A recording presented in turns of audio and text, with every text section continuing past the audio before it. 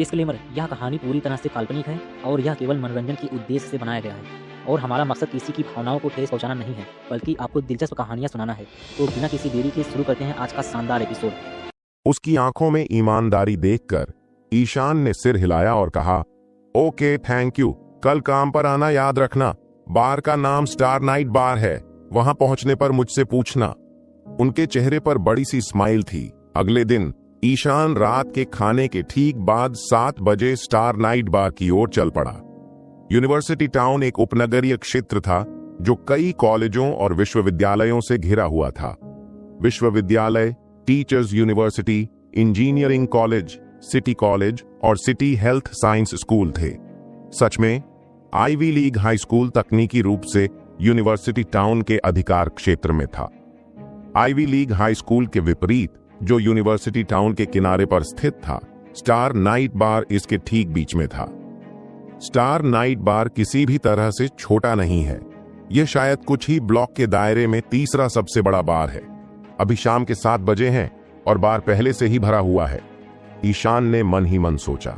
जब वह बार में गया तो उसे पता चला कि सिस्टर रूही ने उसे सच बताया था। बार में न तो कोई कान फाड़ देने वाली बांस थी और न ही कम कपड़े पहने लड़कियां इस बार आराम करने और फ्रेंड से मिलने जुलने के लिए था, न कि बेतरतीब लड़कियों को उठाने के लिए। जैसा कि सिस्टर रूही ने ईशान को बताया था, कई कस्टमर विश्वविद्यालय के स्टूडेंट थे। ईशान ने सहमति से सिर हिलाया और फिर उसने एक वेट्रेस को रोका जो उसके पास से गुजर रही थी। माफ करना, मैं सिस्टर रूही की चचेरी बहन हूं। उसने मुझे उसे ढूंढने के लिए यहां आने को कहा था। उसने लड़की को वही बताया जो उसे कहने के लिए कहा था। वेट्रेस 20 साल की एक ब्यूटीफुल लड़की थी। ईशान ने शर्त लगाई कि वह कॉलेज की स्टूडेंट है जो बार में पार्ट टाइम जॉब काम करती है। उसके चेहरे पर आश्चर्य की झलक दिखी और उसने कहा, आप सिस्टर रूही की चचेरी बहन हैं? हम हाई स्कूल यूनिफॉर्म? क्या आप अभी भी हाई स्कूल में हैं? हर कोई मुझे मिनी कहता है, लेकिन तुम मुझे सिस्टर मिनी कह सकती हो। मैं तुम्हें तुम्हारे चचेरे भाई के पास ले जाऊंगी। मिनी, क्या हो रहा है?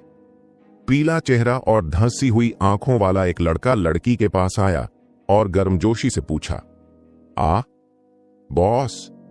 मिनी इस लड़के को देखकर चौंक गई और उसने जल्दी से जवाब दिया, यह सिस्टर रूही का चचेरा भाई है, वह उसके लिए यहां आया है। ठीक है, तो फिर उसे उसके पास ले जाओ, देर मत करो, कस्टमर इंतजार कर रहे हैं। बॉस ने झुंझलाहट से मना कर दिया।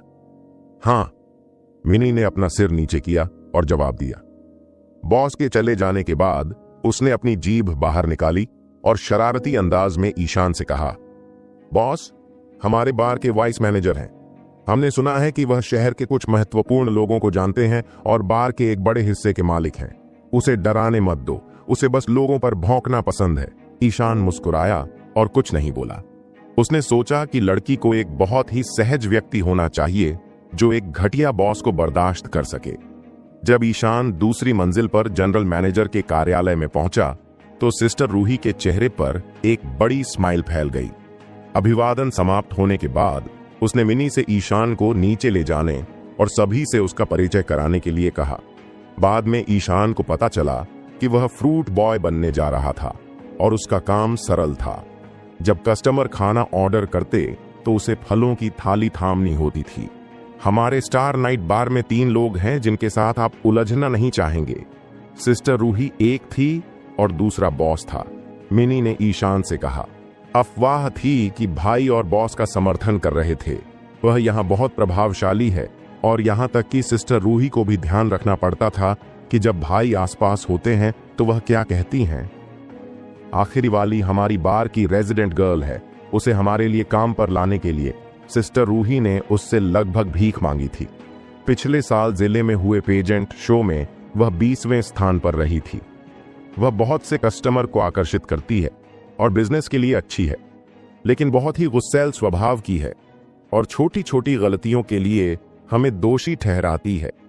आपको उसके आसपास बहुत सावधान रहने की जरूरत है। ईशान ने सिर हिलाया। बार का बिजनेस स्टूडेंट के शेड्यूल से तय होता था और इसलिए शाम 7 बजे के आसपास बार में लोगों का आना शुरू हो गया। यही वह समय था जब ईशान बिजी होने लगा। जैसा कि बहन मिनी ने उसे वार्निंग दी थी, बॉस अपने अधीनस्थों के साथ बहुत असभ्य था, जिसमें ईशान भी शामिल था। ईशान को काम के पहले दिन थोड़ा धीमा होने के लिए कई बार डांटा गया था। ईशान को यह भी पता चला कि बॉस अपने साथ काम करने वाली लड़कियों को परेशान करता था। जब भी वह चाहता था, लड़कियों को चुटकी काटता या छूता था। सिस्टर रूही इस तरह के बदमाश को अपने बार में काम करने की इजाजत कैसे दे सकती है? ईशान ने अपनी भौहें सिकोड़ी, लेकिन उसने अपनी शिकायतें चुप रखीं। आखिरकार वह उसको मुश्किल से जानता था। इसके बाद के कुछ दिनों में ईशान दिन में स्कूल जाता था और शाम को बार में काम करता था। कुछ ही समय में उसने अपने आसपास नए फ्रेंड्स का एक ग्रुप बनाना शुरू कर दिया। बार में काम करने वाले ज्यादातर लोग यूनिवर्सिटी टाउन में रहने वाले स्टूडेंट थे। वे सभी शहर के बाहर के गरीब परिवारों से थे। आर्थिक तंगी से प्रेरित होकर वे बार में काम करने आए थे। ईशान अपने बिगड़े हुए अमीर क्लासमेट्स की कंपैरिजन में बार में अपने फ्रेंड्स के साथ समय बिताना ज्यादा पसंद करता था। कम से कम जब वह अपने नए फ्रेंड्स के साथ होता था तो कोई भी उसे नीची नजर से नहीं देखता था। चूंकि ईशान बार में सबसे कम उम्र का एम्प्लॉय था और वह सिस्टर रूही का चचेरा भाई भी था, इसलिए दूसरे एम्प्लॉय उसका ख्याल ऐसे रखते थे जैसे वे अपने भाई का रखते हों। लेकिन बॉस को यह पसंद नहीं था। जल्दी करो, क्या तुमने नहीं देखा कि टेबल 7 पर बैठा कस्टमर अधीर हो रहा है? ईशान और एक वेट्रेस को एक दूसरे से बात करते देख बॉस ने भौहें सिकोड़ी और फिर डांटा। ठीक है, ईशान ने धीरे से जवाब दिया। इस बार में बॉस निस्संदेह सबसे अधिक इरिटेटिव और परेशान करने वाला व्यक्ति था। वेट्रेस ने ईशान को एक शांत नजर से देखा। ईशान अनिच्छा से उठा और एक पिंट डार्क बियर लेकर टेबल 7 की ओर चला गया। अचानक उसने एक हैरान आवाज सुनी जो उसे पुकार रही थी, ईशान। ईशान ने पलटकर देखा कि एक बूथ पर यंग लड़के और लड़कियों का एक ग्रुप बैठा हुआ था।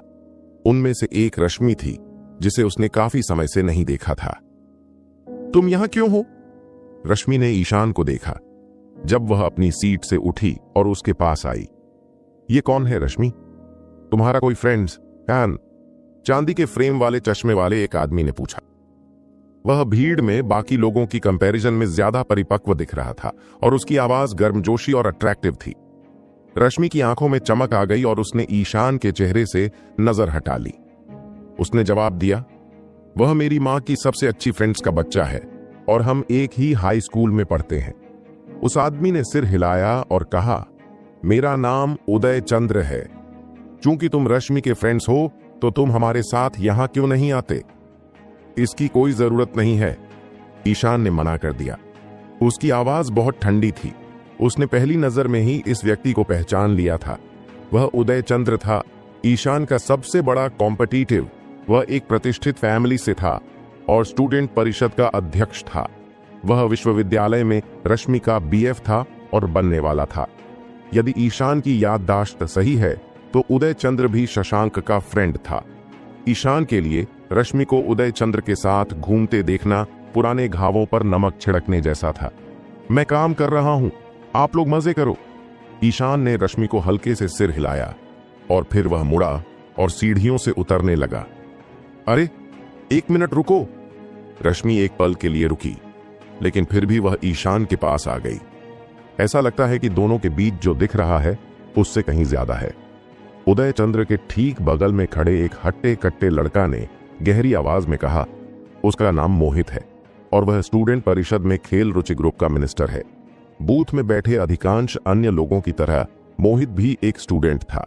वे एक ग्रुप पार्टी के लिए यहां आए थे। रश्मि पहले तो आना नहीं चाहती थी, लेकिन वह अपने साथी स्टूडेंट के रिक्वेस्ट का विरोध नहीं कर सकी। हालांकि उसने कभी नहीं सोचा था कि वह यहां ईशान से मिलेगी। वह बार में सिर्फ एक एम्प्लॉय है। कोई रास्ता नहीं है कि रश्मि उसके प्यार में पड़ जाए। मोहित के बगल में भारी मेकअप वाली एक ब्यूटीफुल लड़की ने अनचाही स्माइल के साथ कहा, वह उसके जैसे किसी को क्यों जानती होगी? क्या ऐसा हो सकता है कि वे नाइट क्लब में मिले हों? उसी लड़की ने उदय चंद्र की ओर देखते हुए कहा। वह आर्ट ग्रुप की नेता थी और उसका नाम लो शियाओ शियाओ था।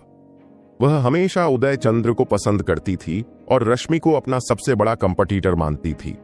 वह अपने कंपटीटर की प्रतिष्ठा को धूमिल करने का अवसर नहीं छोड़ती थी।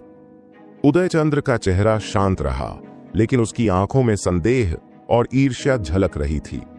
रश्मि ने सीढ़ियों के नीचे ईशान को पकड़ लिया और उसने उसका हाथ पकड़ लिया। तुम बार में क्यों काम कर रहे हो? क्या मेरी माँ को इसके बारे में पता है? तुम्हारे स्कूल के बारे में क्या? ईशान ने उसे स्माइल के साथ देखा।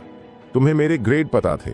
क्या तुम्हें लगता है कि अगर मैं कोशिश भी करूं तो मैं प्रथम श्रेणी के विश्वविद्यालय में एडमिशन पा सकता हूं? रश्मि अचानक बोल नहीं पाए।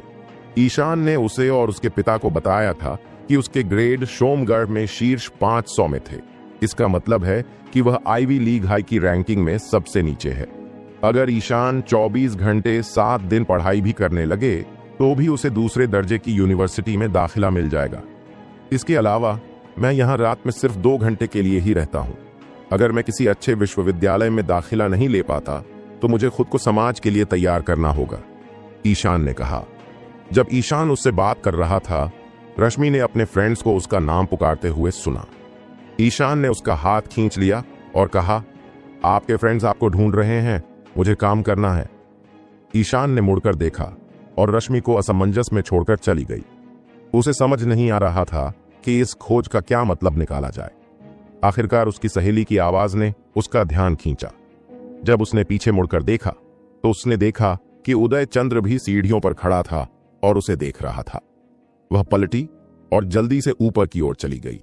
दूसरी मंजिल पर पहुंचने से ठीक पहले उसे ऐसा महसूस हुआ कि उसके अंदर कुछ खो गया है, जैसे उसकी आत्मा का एक हिस्सा अचानक छीन लिया गया हो। ईशान, वह लड़का जो एक बड़े तगड़े आदमी को एक मुक्का मारकर वश में कर सकता था, उसे अपनी गरिमा और मेहनत को बार के अंदर त्यागना पड़ा। सच्चाई यह ने आज उसे एक अच्छा सबक सिखाया था। जब रश्मि दूसरी मंजिल पर पहुंची तो उसने सभी की तरफ देखा और पाया कि कोई भी मुस्कुरा नहीं रहा था। यहां तक कि उदयचंद्र का चेहरा भी ठंडा और निराशाजनक था।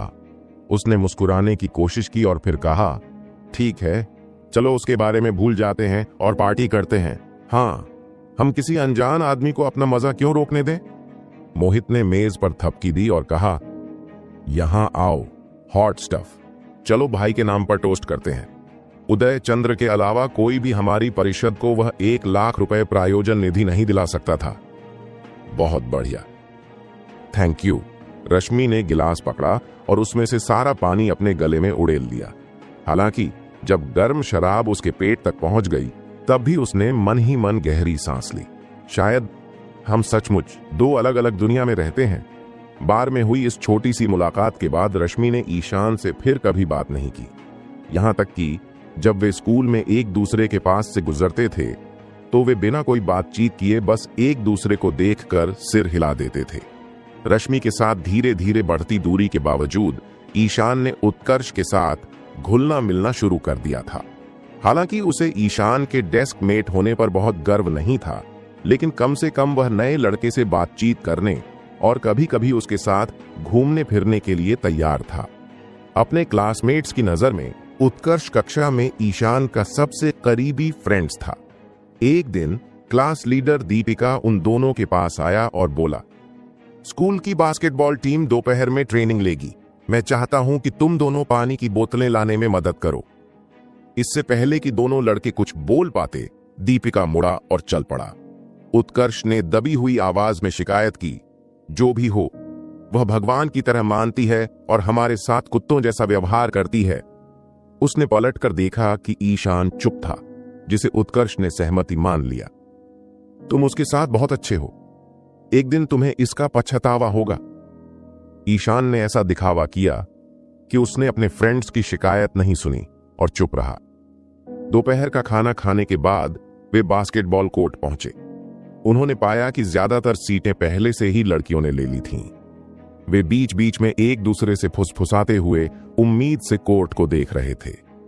स्थानापन्न खिलाड़ी सबसे पहले कोर्ट में दाखिल हुए, लेकिन किसी ने उन पर ध्यान नहीं दिया। हालांकि एक बार जब दिखाई दी तो पूरा स्टेडियम जयकारों और चीखों से भर गया। इतना प्रचार क्यों? हालांकि ईशान को पता था, फिर भी वह लड़की के उत्साह से हैरान था। वह हॉट शॉट जा रहा है, उत्कर्ष ने आह भरी। मैंने पहले ही उसके 4 से ज्यादा फैंस को देखा है जो कम से कम हमारे क्लास लीडर जितनी ही सुंदर थीं, लेकिन वह उनमें से किसी में भी दिलचस्पी नहीं रखता है। ईशान ने अपना सिर हिलाया और फिर आह भरी। वह आस्तिक की लोकप्रियता के लिए ईर्ष्या से आहें नहीं भरता था। पिछले 500 सालों में उसने कई आकाश गंगाओं की यात्रा की थी और उसे कई बेहद खूबसूरत देवियों के दर्शन हुए थे। ये लड़कियां अपने सांसारिक शरीर में उन देवियों की शानदार सुंदरता के एक अंश के बराबर भी नहीं रह पाती। वह अभय को देखकर दुखी था। लड़कियों से घिरे होने के कारण यह साफ था कि अभय और आस्तिक दोनों ही लड़कियों के बीच लोकप्रिय स्टड थे। क्या तुम उस लंबे आदमी को देख रहे हो? वह अभय है, स्कूल टीम का कप्तान। वह बहुत ही चरित्रवान है। उत्कर्ष ने अभय की ओर इशारा करते हुए कहा। उनके पिता होटल के सीईओ हैं। कहा जाता है कि होटल में सबसे सस्ता खाना भी कम से कम 3000 का होता है। एक बार किसी ने उन्हें डांटा था और वे टूटे हुए पैर के साथ स्कूल से बाहर हो गए थे। और सोचिए हमारे कैप्टन के साथ क्या हुआ। कुछ नहीं हुआ। उत्कर्ष ने अपनी आवाज में ईर्ष्या और घृणा के मिश्रण के साथ कहा, मैं कब उसके जैसा बनूंगा? यह अद्भुत होगा। ऐसा कहते हुए उसने ईशान को तिरछी नजर से देखा और फिर हार मानकर एक गहरी सांस ली। छोड़ो, मैं क्या सोच रहा हूं। हम और अभय 2 अलग अलग दुनिया में रहते हैं। ईशान मुस्कुराया और कुछ नहीं बोला। उत्कर्ष का फैमिली संपन्न था, लेकिन उसने फैमिली की करोड़ों की संपत्ति की कंपैरिजन में यह बहुत ही तुच्छ था। ट्रेनिंग जल्दी ही आस्तिक के एकल प्रदर्शन में बदल गया। हर बार जब वह गेंद पर कंट्रोल रखता था तो वह आसानी से कंपटीटर के डिफेंस को भेद कर गोल कर देता था। हर बार ऐसा होने पर जिम लड़कियों की चीखों से भर जाता था। ट्रेनिंग 22 से 62 की भारी जीत के साथ समाप्त हुआ। आस्तिक ने अकेले ही उन 82 में से 30 अंक अर्जित किए थे। खेल खत्म होते देख दीपिका जल्दी से आस्तिक के पास गई और उसे बर्फीले पानी की एक बोतल थमा दी और फिर उसने एक नरम गर्म तौलिया निकाला और आस्तिक के पसीने से तर माथे को पोंछने लगी। इस बीच आस्तिक अलग लग रही और उसने लड़की से एक शब्द भी नहीं बोला। उत्कर्ष, ईशान, तुम दोनों क्या देख रहे हो? दूसरे खिलाड़ियों को पानी चाहिए। दीपिका ने साइडलाइन पर खड़े दोनों लड़कों को एक सख्त नजर से देखा और फिर तेज आवाज से कहा, चलो चलें। ईशान ने उत्कर्ष के कंधे को थपथपाया और उसके पैरों के पास से कूलर उठा लिया। धन्यवाद। अभय ने ड्रिंक लेने से पहले ही यह देखने का मौका पा लिया कि उसे ड्रिंक किसने दी थी। जब उसने देखा तो वह यह देखकर हैरान रह गया कि यह ईशान था। टीम के कप्तान के अंदर सदमे से लेकर शर्मिंदगी तक की सैकड़ों अलग अलग भावनाएं उमड़ घुमड़ रही थीं और हर एक भावना उसके चेहरे पर सिर्फ 1 सेकंड के लिए ही दिखी। क्या हो रहा है? अभय के बगल में बैठे खिलाड़ी ने उसे धक्का दिया। आह, कुछ नहीं। अभय अजीब तरह से मुस्कुराया। बहुत दिनों बाद मिले, ईशान ने सिर हिलाकर उसे बताया। हां, मजाक नहीं। अभय ईशान के साथ बातचीत नहीं करना चाहता था क्योंकि वह अभी भी अपने अंदर की राजक भावनाओं से जूझ रहा था। ईशान ने भी उस पर कोई समय बर्बाद नहीं किया। ड्रिंक्स देने के बाद वह जल्दी से उत्कर्ष के साथ चला गया। जब तक ईशान कोर्ट से गायब नहीं हो गया तब तक अभय ने राहत की गहरी सांस नहीं ली क्योंकि उसकी आंखों में डर झलक रहा था। क्या यह नया स्थानांतरित स्टूडेंट नहीं है? आस्तिक ने अपना पेय पीते हुए अभय से पूछा। क्या आप उसे जानते हैं? अभय ने एक्साइटमेंट से बोला। उसका नाम ईशान है। वह हमारी कक्षा में नया स्टूडेंट है। मुझे उसके बारे में कुछ नहीं कहना है। मैंने उसे पानी की व्यवस्था में मदद करने के लिए बुलाया था। दीपिका ने हल्के से कहा। उसकी नजर में ईशान और अभय जितना अट्रैक्टिव नहीं था, जिसके कारण उसे हर क्लासमेट को जानना जरूरी था, तो वह उस पर एक भी सांस बर्बाद नहीं करती। अभय ने गुस्से से कहा और कुछ कहने ही वाला था, लेकिन उसने सोचा कि यह ठीक नहीं होगा। आखिरकार केटीवी में जो कुछ हुआ था वह शर्मनाक था। वह हंसी का पात्र नहीं बनना चाहता था।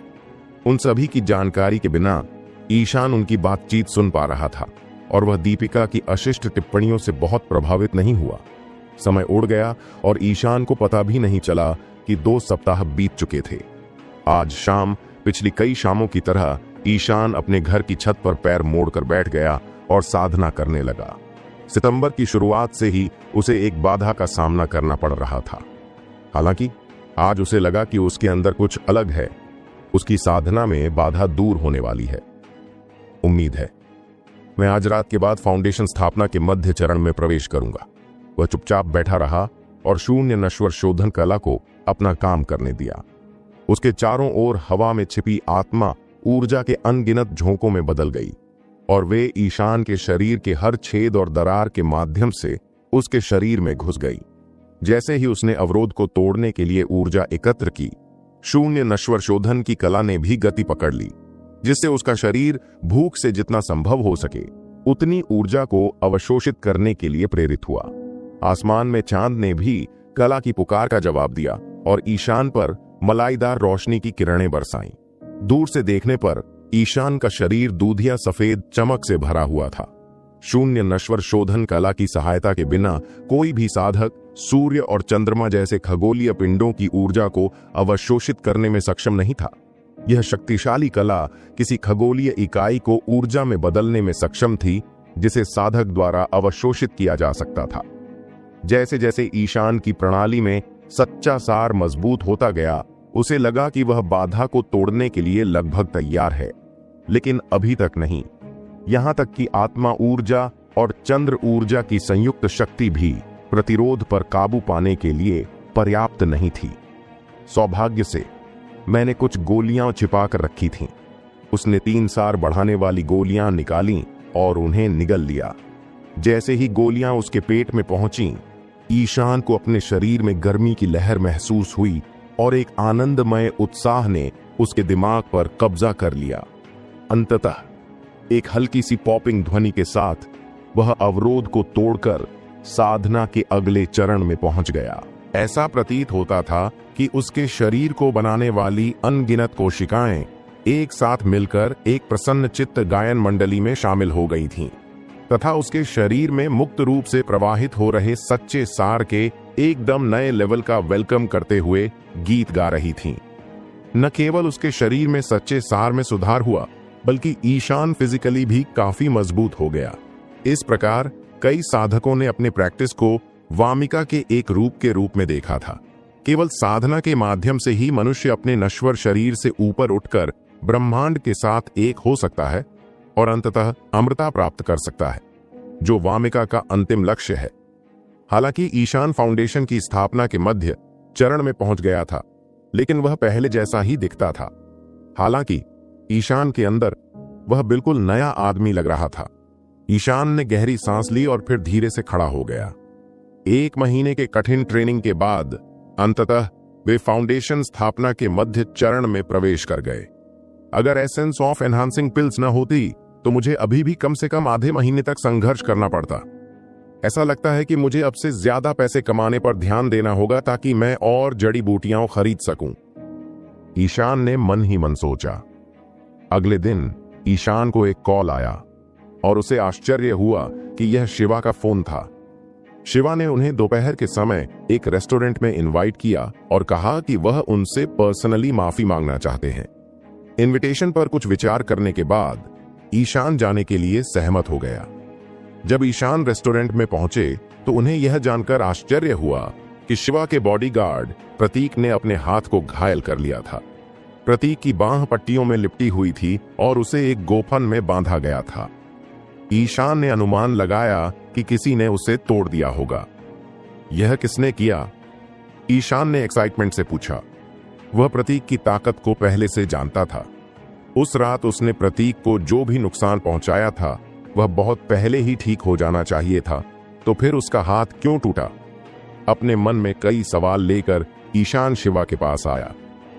मुझे नहीं लगता कि आप चाहते थे कि मैं सिर्फ आपकी माफी सुनने के लिए यहां आऊं, तो फिर बात क्या है? मुझे पता था कि मैं तुम्हें बेवकूफ नहीं बना पाऊंगा। शिवा ईशान को यहां तक लाने के अपने घटिया बहाने से बिल्कुल भी शर्मिंदा नहीं था। मुझे तुम्हारी मदद चाहिए। अगर तुम चाहो तो एक छोटा सा उपकार, मैं सुनने के लिए तैयार हूं। ईशान ने थोड़ा सिर हिलाया। शिवा ने अपना सिर नीचे किया और सिस्टर रूही को एक जानबूझकर देखा, बाकी लोगों को कमरे से बाहर जाने को कहा। जब बाकी सब चले गए तो शिवा के चेहरे पर एक व्यंग्यात्मक स्माइल फैल गई और उसने कहा, चूंकि भाई विनायक वर्मा को जानते थे, इसलिए हम एक ही पक्ष में हैं। मैं आपको विस्तार से बताता हूं। मेरा एक कंपटीटर जो शुरुआती सालों में विदेश चला गया था, अब मेरे इलाके में वापस आ गया है। तब से वह मेरे बिजनेस को लूट रहा था। मैं उससे कुछ समझदारी भरी बातें करने गया था। वाह, तुम देखो उसने प्रतीक के साथ क्या किया, उस कमीने के साथ। शिवा ने जोर से गाली दी। इसका मुझसे क्या लेना देना है? ईशान के होठों पर स्माइल आ गई। उसे अपराधियों के बीच की लड़ाई की कोई परवाह नहीं थी। मुझे पता था कि तुम्हें कोई मतलब नहीं है, लेकिन अगर मैं तुम्हें बताऊं कि यह आदमी सच में कुछ और ही था तो क्या होगा? शिवा ने रुककर एक गहरी सांस ली। वह अकेले ही भारत लौट आया था। मुझे यकीन नहीं है कि उसने यह कैसे किया, लेकिन पिछली बार जब मैंने उसे देखा था, तब की कंपैरिजन में उसके मार्शल आर्ट कौशल में बहुत ज्यादा वृद्धि हुई थी। वह परेशानी खड़ी करना चाहता है, लेकिन पैसे में उसकी कोई दिलचस्पी नहीं है। मैं ही सब दोषी हूं। जब हम दोनों छोटे थे तो मुझे सच में उसे नाराज नहीं करना चाहिए था। मैंने अपने साथ 1 दर्जन से ज्यादा बॉडीगार्ड लाने की कोशिश की है, लेकिन फिर भी उन्हें उनकी पिटाई करनी पड़ी। ओह, ईशान की दिलचस्पी बढ़ गई। उसने प्रतीक को देखा और पूछा, उसकी ताकत मेरी ताकत से कैसी है? वह मेरे लिए संभालने से कहीं ज्यादा ताकतवर है, यह पक्का है। मैं उसके एक घूंसे का भी सामना नहीं कर सकता। मेरी राय में वह तुमसे ज्यादा ताकतवर है। प्रतीक ने कड़वाहट से मुस्कुराते हुए कहा, मैं 10 साल से ज्यादा समय से मार्शल आर्ट का प्रैक्टिस कर रहा हूं और मैंने कभी इतना खतरनाक नहीं देखा। ईशान ने सिर हिलाया। उन्होंने शर्त लगाई कि मार्शल आर्टिस्ट आंतरिक बलों का विशेषज्ञ होना चाहिए। प्रतीक की टिप्पणी के लिए, जो उनकी शक्ति को कमजोर करने वाली लगती थी, ईशान को परवाह नहीं थी। आखिरकार जब उसने प्रतीक पर किक मारी थी, तब उसने अपनी शक्ति का केवल 30% ही यूज किया था, अन्यथा वह मर सकता था। अपनी साधना में हाल ही में हुई प्रगति के साथ उसने सोचा कि उसके हमले 3 महीने पहले की कंपैरिजन में और भी अधिक शक्तिशाली होने चाहिए। उस कमीने ने मुझे आज रात झील के बीच में स्थित द्वीप पर मिलने के लिए कहा था।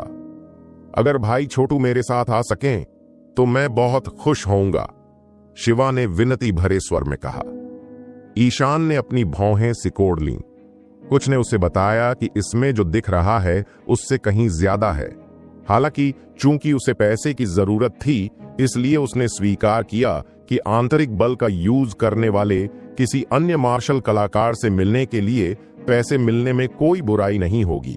हालांकि शिवा को पता था कि वह बूढ़े आदमी का फ्रेंड्स है, फिर भी वह ईशान की क्षमता पर संदेह करता रहा।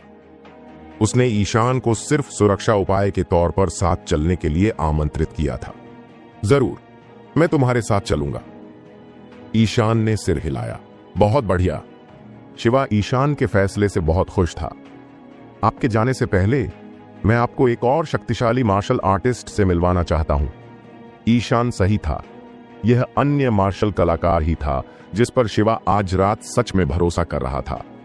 वह खुद सिर्फ एक आकस्मिक उपाय था। जब सिस्टर रूही ने अपनी लाल चाय का एक घूंट लिया तो लोगों का एक ग्रुप कमरे में आने लगा। शिवा ने खुद को कुर्सी से धकेला और एक गर्मजोशी भरी स्माइल के साथ ग्रुप के नेता के पास गया। आप आखिरकार यहां आ ही गए, कृपया अंदर आ जाइए। ग्रुप का नेता एक मध्यम आयु वर्ग का व्यक्ति था जो काले रंग के जिम सूट में था। जब वह स्थिर और तेज कदमों से कमरे में चला गया तो उसकी आंखों में चमक थी। उसके पीछे यंग शिष्यों का एक ग्रुप था। शिवा ने ग्रुप का परिचय ईशान से कराया। यह वही मास्टर है जिसके बारे में मैं बात कर रहा था। वह मार्शल आर्ट स्कूल के मास्टर गुरु प्रभात थे। गुरु प्रभात ने ईशान को एक ठंडी नजर से देखा और कहा, एक बच्चा, क्या तुमने हमें एक चीयर लीडर ढूंढ दिया? हाँ। कमरे में अजीब सी खामोशी छा गई। थोड़ी देर बाद शिवा ने आखिरकार जादू तोड़ा। नहीं, ये भाई छोटू है। उसकी कम उम्र से मूर्ख मत बनो, वह काफी लड़ाकू है। बस प्रतीक से पूछो। ऐसा लगता है कि आपको अभी भी पता नहीं है कि आप किसके साथ काम कर रहे हैं। गुरु प्रभात ने अपना सिर हिलाया और खारिज करते हुए कहा, आपका बॉडीगार्ड तो बस एक केक का टुकड़ा है जिसके साथ आप खिलवाड़ कर रहे हैं। वह किसी भी बॉडीगार्ड के वेतन लेवल से ऊपर है। ऐसा कैसे? शिवा ने पूछा। अब तक उसने अपने कंपटीटर की शक्ति के बारे में कोई विचार नहीं किया था। ईशान मुस्कुराया और अपने विचार अपने तक ही सीमित रखे। अब तक वह इस मास्टर विजय के प्रदर्शन का आनंद ले रहा था। उसे याद आया कि मिस्टर वर्मा ने उसे बताया था कि वर्मा फैमिली के अलावा एक मार्शल आर्ट स्कूल भी था जो आंतरिक शक्ति का यूज करता था। मिस्टर वर्मा इस मास्टर विजय और उनके स्टूडेंट के बारे में बात कर रहे होंगे। हालांकि ईशान को यह साफ था कि मास्टर विजय की शक्ति दयनीय थी और कोई आश्चर्य नहीं कि मिस्टर वर्मा ने उन्हें गंभीरता से नहीं लिया। मास्टर विजय ने ईशान को तिरस्कार भरी नजर से देखा और फिर पूछा, क्या आपने कभी आंतरिक बल नाम की किसी चीज के बारे में सुना है? आंतरिक शक्ति? शिवा ने भौहें सिकोड़ी और फिर बुदबुदाया, यह बहुत परिचित लगता है। हालांकि बॉडीगार्ड प्रतीक इस सवाल से चौंक गया। उसका विशालकाय शरीर थोड़ा कांप उठा और फिर उसने पूछा, क्या तुम्हारा मतलब है कि उस व्यक्ति ने आंतरिक बल का यूज किया था? गुरु प्रभात ने सिर हिलाया और फिर बॉडीगार्ड को देखा। अगर उसने आंतरिक बल का यूज नहीं किया तो वह सिर्फ एक मुक्का मारकर तुम्हारी बांह को इतनी बुरी तरह कैसे घायल कर सकता है? आंतरिक बल में इतनी शक्ति थी कि वह मानव शरीर की सीमाओं से परे था। प्रतीक, क्या तुम्हें इसके बारे में कुछ पता था? शिवा ने अपने बॉडीगार्ड से पूछा। प्रतीक ने मुस्कुराते हुए कहा, मैंने इसके बारे में तब सुना था जब मैं अपने गुरु के अधीन अध्ययन कर रहा था। उन्होंने मुझे बताया था कि एक बार जब किसी मार्शल कलाकार की शक्ति एक निश्चित बिंदु पर पहुंच जाती है तो वह अपनी आंतरिक ऊर्जा को बाहर की ओर उत्सर्जित करने और तथाकथित आंतरिक शक्ति बनाने में सक्षम हो जाता है। मुझे हमेशा लगता था कि मेरे टीचर मेरी टांग खींचते हैं, इसलिए मैंने कभी इस पर ज्यादा ध्यान नहीं दिया। मुझे यह भी याद है कि मेरे टीचर ने मुझसे कहा था कि एक मार्शल आर्टिस्ट के लिए आंतरिक शक्ति का यूज करना वाकई मुश्किल है। उन्होंने स्वीकार किया था कि उन्होंने अपने जीवन में कभी ऐसा नहीं देखा था। तुम्हारा टीचर सही है। आज की दुनिया में केवल मुट्ठी भर लोग ही आंतरिक शक्ति का उपयोग कर सकते हैं। हालांकि जिनके पास शक्ति थी वे बेहद घातक थे। उनकी अविश्वसनीय गति बंदूक जैसे मॉडर्न वेपन्स को भी बेकार कर सकती थी। गुरु प्रभात ने कहा, बेशक शक्ति का उपयोग करने में सक्षम होने का मतलब यह नहीं है कि सुधार की कोई गुंजाइश नहीं है। कोई व्यक्ति तब तक और आगे बढ़ सकता है जब तक कि वह पारलौकिक अवस्था तक नहीं पहुंच जाता। उस अवस्था में मार्शल आर्टिस्ट व्यावहारिक रूप से एक अर्ध देवता था। शिवा की आंखें अविश्वास से भर गईं। क्या यह सच है? मैंने इसके बारे में कभी क्यों नहीं सुना? हे, गुरु प्रभात बस हंसा। उसने अपना हाथ आगे बढ़ाया और उसे धीरे से मेज पर दबाया। हथेली नीचे की ओर थी। जब उसने अपना हाथ पीछे खींचा तो कमरे में एकदम सन्नाटा छा गया। मास्टर विजय के हाथ ने मेज पर एक उथली लेकिन ध्यान देने योग्य छाप छोड़ी थी। क्या यह आंतरिक शक्ति है? शिवा की आंखें अविश्वास से चौड़ी हो गईं। प्रतीक को अपने माथे पर पसीना बहता हुआ महसूस हुआ, क्योंकि वह सोच रहा था कि अगर उस हथेली को उसके शरीर पर दबाया गया तो उसका क्या होगा। ईशान ने चुपचाप यह घटनाक्रम देखा और फिर अपना सिर हिला दिया। गुरु प्रभात ने जो किया वह विलो पेड़ के तने के साथ जो किया था उसकी कंपैरिजन में कुछ भी नहीं था। न केवल टेबल प्लास्टिक से बनी थी, बल्कि आंतरिक शक्ति ने कभी भी मास्टर की हथेली को नहीं छोड़ा था। फिर भी शिवा ने जो देखा उससे वह बेहद प्रभावित हुआ। तो मास्टर विजय भी जानता है कि आंतरिक बल का उपयोग कैसे किया जाता है। मुझे राहत मिली है। आखिरकार हम अपने कंपटीटर के खिलाफ समतल जमीन पर लड़ सकते हैं। नए कॉन्फिडेंस के साथ शिवा ने आखिरकार अपने दुश्मन के साथ अपने झगड़े के बारे में विस्तार से बताया। उस आदमी का नाम मनोज है।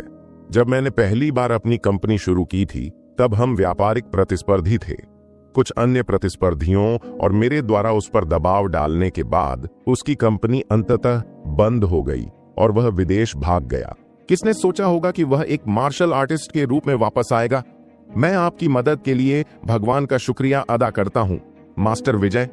मैं इस गड़बड़ी के कारण कई हफ्तों से सो नहीं पाया हूं। उसके बाद शिवा ने एक ब्रीफकेस निकाला और उसे गुरु प्रभात की बाहों में धकेल दिया। मास्टर विजय, यह पहला आधा हिस्सा है, 5 मिलियन। मेरे पुराने फ्रेंड्स के साथ हिसाब चुकता करने के बाद मैं आपको बाकी 5 मिलियन आपके खाते में भेज दूंगा। मैं आपको अपने बॉस वर्मा सानये से भी मिलवा दूंगा। मुझे यकीन है कि ये आपकी प्रतिभा का भी उपयोग कर सकता है। शिवा के शब्द सुनकर गुरु प्रभात संतोषपूर्वक मुस्कुराया। हालांकि पैसा अच्छा था, लेकिन उसने शिवा को सिर्फ पैसे के लिए मदद की पेशकश नहीं की। उसने ऐसा शिवा के शक्तिशाली बॉस से जुड़ने के लिए किया। ईशान देखता रहा और कुछ नहीं बोला। उन्होंने शर्त लगाई कि न तो शिवा और न ही मास्टर विजय को पता था कि मिस्टर वर्मा भी एक शक्तिशाली मार्शल कलाकार थे।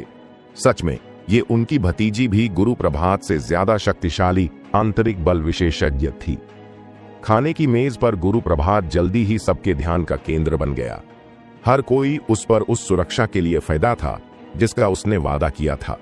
वे लोग गुरु प्रभात के शक्ति प्रदर्शन से सचमुच आश्चर्यचकित थे। आंतरिक शक्तियों का उनका प्रयोग उनके लिए आंखें खोलने वाला था। ईशान ने खाने की मेज छोड़ी और सिस्टर रूही और मुख्याध्यापक को फोन करके दोपहर की छुट्टी मांगी। दोपहर के भोजन के बाद गुरु प्रभात ने अपने साथ आने वाले लोगों की एक सूची तैयार की। वे थे शिवा, प्रतीक, 2 बंदूकधारी और उनका एक प्रशिक्षु जिसने आंतरिक बल का प्रैक्टिस भी किया था। साथ में वे 6 लोग द्वीप पर मिलेंगे। यह देखकर कि ईशान को सूची में शामिल नहीं किया गया था, शिवा ने कहा, मास्टर विजय, मैंने भाई छोटू को भी अपने साथ आने के लिए आमंत्रित किया है। आप उसे भी अपने साथ क्यों नहीं लाते? मैंने तुम्हें बताया है कि क्यों। यह किसी के लिए भी लड़ाई नहीं है। वह मनोज के एक मुक्के का सामना नहीं कर पाएगा, गुरु प्रभात ने शिकायत की। शिवा ने मुंह बनाया और ईशान की ओर देखा और फिर मास्टर विजय की ओर देखा। ईशान ने धीरे से कहा, चूंकि आपने मुझे पहले ही आमंत्रित किया है, इसीलिए मुझे आपकी रक्षा करनी होगी। इसके अलावा मैं आंतरिक शक्तियों और अमर लोगों और ऐसी ही अन्य बातों के बारे में ऊंची कहानियों में विश्वास नहीं करता। तुम बहुत छोटी हो, बहुत सरल हो, कभी कभी भोली भी हो, गुरु प्रभात ने व्यंग्य किया। अपनी हिचकिचाहट के बावजूद शिवा ने आखिरकार ईशान को अपने साथ चलने देने का फैसला किया।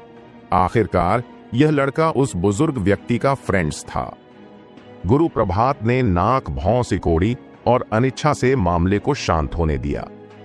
जब शाम हुई तो 7 लोगों का ग्रुप स्पीड बोट से झील के मध्य स्थित छोटे से द्वीप पर पहुंचा। यह द्वीप केवल कुछ फुटबॉल मैदानों के आकार का था। हालांकि यह होटलों, रेस्टोरेंट और मनोरंजन स्थलों से भरा हुआ था। यह चंद्रनगर में रात बिताने के लिए सबसे महंगी जगहों में से एक थी। मनोज ने भागने के लिए एक सुविधाजनक स्थान चुना था। मास्टर विजय ने द्वीप के चारों ओर देखा और फिर कहा, इस बार तुम हमारे साथ हो, वह भाग नहीं पाएगा। हा, शिवा हंसा। पछताने से बेहतर है कि तैयार रहें। गुरु प्रभात ने सिर हिलाया, लेकिन उसके चेहरे पर आत्मसंतुष्ट स्माइल ने उसे धोखा दे दिया था। 10 साल से अधिक समय तक बिना किसी चुनौती के गुरु प्रभात को पहले से ही आसान जीत की आदत हो गई थी। कंपटीटर सच में एक आंतरिक बल उपयोग करता था या नहीं, यह अभी देखा जाना बाकी था। और गुरु प्रभात को मनोज के साथ टकराव की बिल्कुल भी चिंता नहीं थी। जिस जगह पर उन्हें मिलना था उसे एग्रेट हाउस कहा जाता था। शिवा ने पूरी इमारत रात भर के लिए किराए पर ले ली थी और किराए के बॉडीगार्ड के साथ घात लगाकर हमला करने की तैयारी कर ली थी। शिवा इतना चतुर था कि वह अपने सभी अंडे कभी एक टोकरी में नहीं रखता था। जब वे तीसरी मंजिल पर पहुंचे तो गुरु प्रभात सोफे पर बैठ गया। एक वेट्रेस ने जल्दी से उसके चाय के प्याले में चाय भर दी। डर के मारे उसके हाथ कांप रहे थे, जिससे चाय लगभग गिर गई। एग्रेट हाउस के अंदर की जानलेवा खामोशी बाहर के शोर से बिल्कुल अलग थी। ईशान ने चाय की चुस्की ली और पारंपरिक शैली के चाय घर की सुंदरता की सराहना की। अगर वह अपनी ड्यूटी पर न होता तो वह बालकनी में जाकर एक कप चाय का आनंद लेते हुए झील के नजारे का आनंद लेना पसंद करता। ग्रुप ने आधी रात तक इंतजार किया और ज्यादातर लोग अधीर हो रहे थे। गुरु प्रभात ने अचानक गहरी जरूरी आवाज में घोषणा की, कोई आ रहा है। गुरु प्रभात के शब्द शांत होने से पहले ही नीचे से शोर की लहर उठ खड़ी हुई। जल्द ही ईशान ने दर्दनाक चीखें सुनी और कुछ सेकंड बाद सारा शोर गायब हो गया। अपने कंपटीटर के आने का पता चलने पर तीसरी मंजिल पर मौजूद ग्रुप ने एक दूसरे को बेचैनी से देखा। उन्होंने किसी को सीढ़ियों से ऊपर आते हुए सुना। उसके कदम हल्के किंतु स्थिर थे। शिवा ने बड़ी मुश्किल से निकला। उसने नीचे 1 दर्जन से ज्यादा सक्षम बॉडीगार्ड को भेजा था। क्या वे सब इतनी जल्दी खत्म हो गए? अंततः उसे एहसास हुआ कि उसने एक बार फिर मनोज की ताकत को कम करके आंका था। कुछ ही सेकंड में पैरों के निशान 3rd फ्लोर पर पहुंच गए। ईशान ने मैन गेट की ओर देखा और एक आदमी को काले रंग का व्यायाम सूट और काले कुंग फू जूते पहने देखा। उसके चेहरे पर एक बड़ा निशान था जिससे उसका चेहरा और भी भयानक लग रहा था। आप कैसे हैं बॉस? ऐसा चेहरा क्यों? क्या आप अपने पुराने फ्रेंड्स को देखकर खुश नहीं हैं? मनोज शिवा के पास आया और शिवा के सामने सोफे पर बैठ गया। इस दौरान उसके चेहरे पर एक ठंडी हंसी थी और वह अपनी आंखें अपने शिकार पर टिकाए हुए था। शिवा ने खुद को संभाला और कहा, मनोज, तुम वापस क्यों आए? क्या तुमने अपना सबक नहीं सीखा? ओह, मेरे पास है। मेरे चेहरे पर निशान को देखो। मैं इसे हर दिन सम्मान के बैज की तरह पहनता था। मनोज ने कहा कि उसके चेहरे की त्वचा खींची गई, जिससे विकृति और भी अधिक भयावह लग रही थी। यही कारण है कि मैं देश से बाहर चला गया और कुंग फू सीखना शुरू कर दिया। क्या हम बैठकर बात नहीं कर सकते? शिवा ने शांत भाव से कहा। हाँ, लेकिन पहले तुम्हें दिवालिया होना पड़ेगा, मनोज ने व्यंग्य किया। इसके अलावा कोई और रास्ता नहीं है? शिवा ने धीरे से पूछा। आप जानते हैं कि आप हर लड़ाई नहीं जीत सकते, भले ही आपने आंतरिक बल का उपयोग करना सीख लिया हो। ओह, आप आंतरिक बल के बारे में भी जानते हैं? मनोज ने शिवा को आश्चर्य से देखा। उसने नाक भौं सिकोड़ी और फिर कहा, चूंकि आप आंतरिक बलों के बारे में जानते हैं, तो आप अपने कुत्तों से वेपन्स डालने के लिए क्यों नहीं कहते? हाँ, मनोज, क्या तुम्हें लगता है कि तुम ही एकमात्र ऐसे व्यक्ति हो जो आंतरिक शक्ति का उपयोग कर सकते हो? शिवा हंसा। उसने मेज पर जोर से पटक दिया और फिर कहा, मास्टर विजय, अब यह सब तुम्हारा है। गुरु प्रभात ने सिर हिलाया और अपने बगल में खड़े लड़का से कहा, उससे खत्म कर दो। टाइट फिटिंग ट्रेनिंग शर्ट पहने लड़का ने सिर हिलाया और मनोज के पास आकर उसे सलाम किया। धीरज मेरा वरिष्ठ शिष्य है और वह 1 दशक से भी अधिक समय से मेरे साथ सीख रहा है। मनोज को मात देने के लिए वह पर्याप्त से अधिक है, गुरु प्रभात ने कॉन्फिडेंस से कहा। हाँ, क्या यह लड़का तुम्हारा तोप का चारा है? मनोज हंसा। उसने कुछ सेकंड के लिए धीरज को स्कैन किया और फिर कहा, मेरे रास्ते से हट जाओ बच्चे, तुम अभी भी एंट्री लेवल पर हो। मैं तुम्हें मारना नहीं चाहता, तुम मौत को दावत दे रहे हो। धीरज एक गुस्सैल लड़का था और उसने अपने कंपटीटर पर खुद को फेंक दिया। सब कुछ इतनी तेजी से हुआ कि शिवा को सिर्फ 2 परछाइयां एक दूसरे की ओर आती दिखीं। टक्कर के समय एक परछाई दूसरी से टकराई और वापस उड़ गई, जब तक कि वह दीवार से नहीं टकरा गई। टक्कर ने पारंपरिक शैली की इमारत को हिलाकर रख दिया था। धीरज, गुरु प्रभात चिल्लाया, और जैसे ही उसने दोनों को टकराते देखा, उसका चेहरा पीला पड़ गया। तब तक ज्यादातर लोगों को यह पता नहीं था कि जो व्यक्ति उड़ाया गया था वह धीरज था। जब लड़का बेजान होकर जमीन पर गिरा तो लोगों ने उसकी छाती पर मुट्ठी के आकार का गड्ढा देखा। आपका प्रशिक्षु बेहोश हो गया है, अब आपकी बारी है। मनोज मुस्कुराया। उसकी आंखों में एक गहरी चमक थी जो मारने के लिए थी। गुरु प्रभात को लगा कि उसका दिल उसके पेट में धंस गया है। इस घटना ने उसकी हिम्मत तोड़ दी थी। धीरज उसके शिष्यों में सबसे ताकतवर था, लेकिन वह कंपटीटर का एक भी मुक्का नहीं झेल सकता था। बहुत संभावना थी कि मनोज उससे कहीं ज्यादा ताकतवर था। पासा पलट चुका था। कोई रास्ता न होने के कारण गुरु प्रभात को अकेले ही मनोज का सामना करना होगा। गुरु प्रभात धीरे से खड़ा हुआ और कई जोड़ी उम्मीद भरी निगाहों के सामने मनोज के पास गया। मार्शल आर्ट मास्टर ने कहा, मैं मार्शल आर्ट स्कूल का मास्टर हूं। लोग मुझे गुरु मास्टर कहते हैं। क्या मुझे यह जानने का सम्मान मिल सकता है कि आपके टीचर कौन हैं? मेरा समय बर्बाद करना बंद करो। मेरे सभी टीचर देश से बाहर हैं और यहां जो कुछ भी हो रहा है उससे उनका कोई लेना देना नहीं है। चलो बस इसे खत्म कर देते हैं, मनोज ने ठंडे स्वर में कहा। कितना घमंडी! गुरु प्रभात ने मनोज पर पलटवार किया क्योंकि उसने अपनी आंतरिक शक्ति का यूज करना शुरू कर दिया था। हालांकि गुरु प्रभात को पता था कि उसके कंपटीटर के पास शक्ति के मामले में बढ़त थी, लेकिन मनोज की घमंडी टिप्पणी ने उसे क्रोधित कर दिया। जब दोनों ने लड़ाई शुरू की तो दर्शकों को केवल दो काली परछाइयां दिखाई दे रही थीं, जो एक दूसरे से लिपटी हुई एक तेज गति वाली छायादार गेंद में बदल गई थीं। हर मुक्का और लात हवा में हलचल मचाती और इस अराजकता के केंद्र से ऊर्जा की एक शक्तिशाली लहर बाहर निकलती। पलक झपकते ही फूलदान, मेज, कुर्सियां और यहां तक कि सोफे भी संपार्श्विक क्षति से टुकड़े टुकड़े हो गए। यह आंतरिक शक्ति की शक्ति है, यह भयानक है। शिवा ने अपनी पीठ के बीचों बीच ठंडा पसीना बहता हुआ महसूस किया। उसे आखिरकार पता चल गया कि वह कितना भोला और घमंडी था। चंद्रनगर में बिताए सफल वर्षों ने उसे नरम बना दिया था और वह सच दुनिया से दूर हो गया था, जबकि उसे यकीन था कि कोई भी उसे नुकसान नहीं पहुंचा सकता। अविश्वसनीय शक्ति वाले लोग जो उसे कीड़े की तरह कुचल सकते थे, उसके चारों ओर थे। ये सब खत्म होने के बाद मुझे वाकई एक ऐसे बॉडीगार्ड की जरूरत है जो आंतरिक शक्ति को जानता हो, अन्यथा मैं रात को कभी सो नहीं पाऊंगा, उसने खुद से कहा। इस बीच उसने कामना की कि मास्टर विजय लड़ाई जीत जाए ताकि वह कल तक जीवित रह सके। अचानक एक तेज आवाज ने उसके दिमाग को झकझोर कर रख दिया। दोनों लड़ाके एक दूसरे से अलग हो गए थे। उनमें से एक अभी भी अडिग खड़ा था, जबकि दूसरा अस्थिर लग रहा था।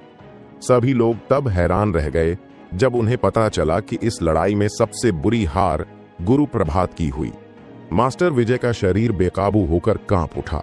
उसके मुंह के कोने पर खून के निशान थे, लेकिन उसने उसे पोंछा नहीं। मास्टर विजय ने अपने कंपटीटर को एक बदसूरत स्माइल दी और फिर कहा, मैंने तुम्हारी ताकत को कम करके आंका है। तुम पहले ही अभूतपूर्व सफलता की स्थिति तक पहुंच चुके हो। बधाई हो। मनोज इस क्रूर युद्ध के बाद थोड़ा थक गया था। वह गर्व से खड़ा हुआ और फिर बोला, अगर आप चट्टान के नीचे छिपते रहेंगे तो आप कभी भी जल्दी नहीं बढ़ पाएंगे। मैं भारत के बाहर एक मार्शल आर्ट महागुरु को खोजने के लिए काफी भाग्यशाली रहा हूं और मैंने 1 दशक से अधिक समय तक उनके अधीन अध्ययन किया है। उनके मार्गदर्शन में मैंने दिन रात प्रैक्टिस किया और मैं आखिरकार अभूतपूर्व सफलता के चरण तक पहुंच गया हूं। शहरी जीवन आपको नरम बनाता है और आप नरम हैं। आपने इतने सालों तक आंतरिक बल का प्रैक्टिस करने का दावा किया है, फिर भी आपने केवल प्रारंभिक सफलता प्राप्त की है। भले ही आप अपने ट्रेनिंग को पकड़ सकें, मैं फिर भी आपको एक लड़ाई में हरा दूंगा। तुमने एक महागुरु के अधीन अध्ययन किया है, कोई आश्चर्य नहीं। गुरु प्रभात का चेहरा पीला पड़ गया और उसने हार मान ली। शिवा घटनाओं के इस मोड़ से तबाह हो गया। यह देखकर कि मनोज ने अपना ध्यान वापस उस पर लगा लिया है, वह चिल्लाया, अब। उसके पीछे 2 बॉडीगार्ड को बहुत बड़ी रकम देकर काम पर रखा गया था। वे बॉडीगार्ड में सबसे श्रेष्ठ थे और शिवा की अंतिम रक्षा पंक्ति भी थे। दोनों बॉडीगार्ड ने अपनी बंदूकें उठाईं, लेकिन इससे पहले कि उनमें से कोई भी अपने दुश्मन पर निशाना साध पाता, मनोज ने चॉपस्टिक की एक जोड़ी उठाई और उन्हें दोनों बंदूकों पर फेंक दिया। चॉपस्टिक सीधे गनर के हाथों में आकर लगीं। आ! दोनों बंदूकधारियों ने दर्द भरी चीखें निकालीं और अपने वेपन्स जमीन पर गिरा दिए। उनके दोनों हाथों में लंबी चॉपस्टिक लगी हुई थी। मनोज को आए हुए 10 मिनट से भी कम समय हुआ था और उसने शिवा के अधिकांश रक्षकों को पहले ही हरा दिया था।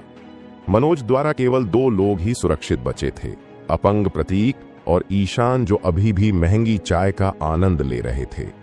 मनोज ने उन दोनों पर ज्यादा ध्यान नहीं दिया और वह सीधे शिवा के पास चला गया। मनोज के हर कदम के साथ शिवा के चेहरे से खून बहता जा रहा था। उसके पैर कांप रहे थे, लेकिन फिर भी उसने हार नहीं मानी।